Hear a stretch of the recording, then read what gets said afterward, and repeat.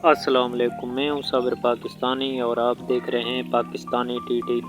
Indian فوج کا کہنا ہے کہ انڈیا کے زیر اطمینان کشمیر میں بھمبر گلی میں مسلح شدت پسندوں نے فوج کی ایک گاڑی پر حملہ کر کے 5 فوجیوں کو ہلاک کیا۔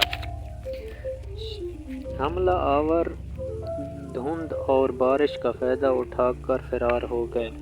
انڈین فوج کا کہنا ہے کہ شمالی کمان کے ترجمان نے ایک بیان میں کہا ہے کہ شدت پسندوں نے فوج کی ایک دھاتے دہشت گردی فورس پر حملہ کیا۔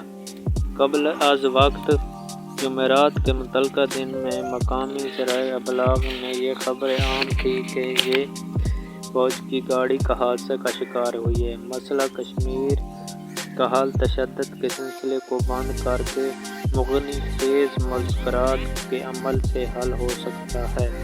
فوجی گاڑی ٹماٹر اور انڈے اور سبزیاں تھیں۔ اس گاڑی میں 6 افراد تھے، جو کہ 5 افراد کی ہلاکت ہوئی اور ایک ہسپتال میں ہے۔ انڈیا حکومت نے اس کا مسئلہ حل کرنے